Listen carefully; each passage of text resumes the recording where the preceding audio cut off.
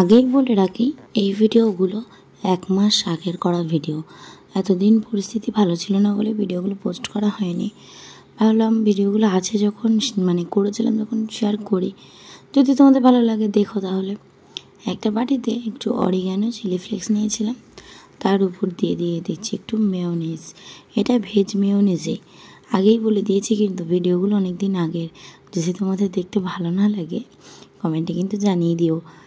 যাই হোক, এখানে একটা রেসিপি বানাতে চলেছি, তো সেটাই বানাচ্ছি। তার উপরে দিয়ে দিলাম একটু টক দই। এবার পুরো ব্যাপারটাকে ভালো করে মিক্সড করে নিলাম। আর এদিকে একটা আলু ভালো করে কুড়িয়ে নিচ্ছি। তো যে সময় রাইস রিমিভার আমার এখানে ছিল 1 মাস আগেকার কথা, সেই সময় ভিডিওগুলো করেছিলাম, মানে পয়লা বৈশাখের আগের ভিডিওগুলো। তো প্লিজ সেই জন্য কেউ যেন ভিডিও দেখে আবার কিছু বলো না যে ভিডিওগুলো এখন ছাড়ছি কেন, বা এই তো রাইস রিমিভার আছে। আসলে তোমরা সবাই জানো, আমি কম বেশি ভিডিওতেও বলেছি বা পোস্টও করেছি যে রাইস রিমিভানের দাদু গত হয়েছেন। তো সেই তার আগের ভিডিওগুলো এই কদিন আমি কোনো রকম ভিডিও ছাড়িনি, কোনো রকম ভিডিও করিও নি। তো আজকে ভাবলাম একটা ভিডিও ছাড়ি, অনেক দিন হয়ে গেছে। আর ওনারা চলে গেছেন, ওনারা সবসময় চাইতেন আমি নিজের পায়ে দাঁড়াই। তো মনের মধ্যে হয়তো কষ্ট আছে অনেক, কিন্তু ভিডিওর মাধ্যমে যদি একটু ভালো থাকতে পারি, কারণ এই যে এতদিন আমি ভিডিও দেইনি, কেউ কিন্তু খোঁজ নেয়নি একবারও যে কেন ভিডিও দেইনি।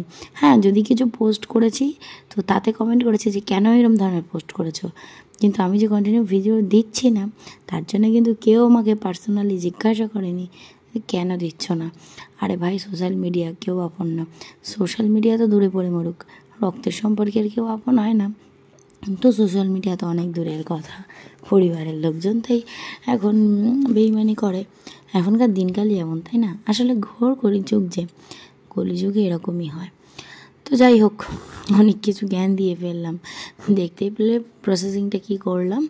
ওই যে আলুর পিৎজা বানাচ্ছিলাম, আসলে মেভান খেতে চেয়েছিল, তো সেই জন্য বাড়িতে ওই নেই, মেয়োনিজ নেই, তাই টক দই, মেয়োনিজ না, ওই চিজ নেই, তাই টক দই আর মেয়োনিজের ওই ব্যাটারটাকে এবার ওই আলুর ওপরটায় লাগিয়ে দিচ্ছি। তোমরা কিন্তু এইভাবে বাড়িতে খেয়ে দেখতে পারো।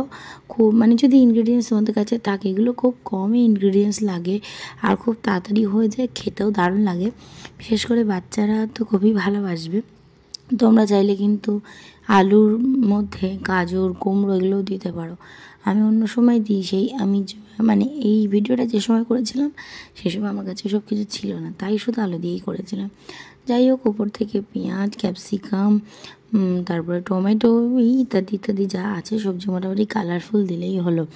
এইরকমভাবে আর কি বাচ্চাদের সবজিটাও খাওয়ানো হবে আর ভালো মন্দও খাওয়ানো হবে, মানে সে ওই এক ঢেলে 2 পাখি মারার মতন অবস্থা। যাই হোক, তোমরা অবশ্যই বাড়িতে একবার ট্রাই করো। গরম আছে অবশ্যই, কিন্তু আমার মনে হয় না গরমে এটা খেলে কোনো সমস্যা হবে, কারণ এতে আমি মানে সেরকম রিচ চিজ তো কিছুই দিইনি। যাই হোক, এটা এবার কিছুক্ষণ ঢাকা চাপা দিয়ে আমি ভাপিয়ে নিয়েছিলাম। দেখো কত সুন্দর, ওই যে দইটা পুরো গলে গেছে, দেখতেও দারুণ হয়েছে, খুব ইয়াম্মি হয়েছে, আর এটা সত্যি খেতেও খুব দারুণ হয়েছিল। আর এটা যেহেতু চৈত্র মাস, সেই সময়কার তো প্রচণ্ড গরমও ছিল, আর গরমে আমার অবস্থা দেখো। আর এখন বর্তমানে কিন্তু অনেক বেশি গরম। কাদের ওখানে কেমন গরম পড়ছে কমেন্টে কিন্তু জানিও। আচ্ছা চলো নাও, এবার সবাই আমাকে একটু হ্যাপি বার্থডে উইশ করে দাও। দেখো কত সুন্দর কেক কাটছি। আসলে এইসব তো কাটার কিছু নেই, তাই ওই বাঙালি হয়েছি, জোগাড়ু আইটেম তো কিছু বার করতেই হবে। এটা দিয়েই কেটে দিচ্ছি।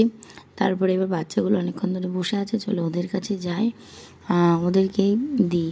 তো কি মিভান কিছু একটা রিভিউ আমাকে দিয়েছিল, তো যাই হোক, কোনো একটা শব্দ আসছিলো তার জন্য আমাকে একটু মিউট করে দিতে হলো।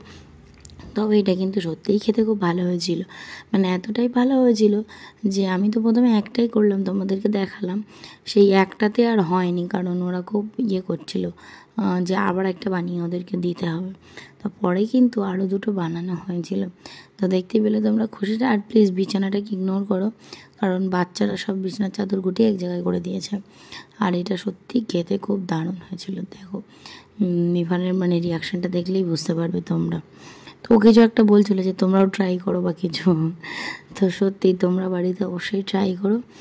আর যেটা আমাদের জীবনে ঘটে গেছে সেটা নিয়ে ভেবে তো আর লাভ নেই, ভালো থাকার চেষ্টা করব। তোমরা প্লিজ সাথে থেকো, খোঁজ নেওয়ার দরকার নেই, সাথে থেকো শুধু।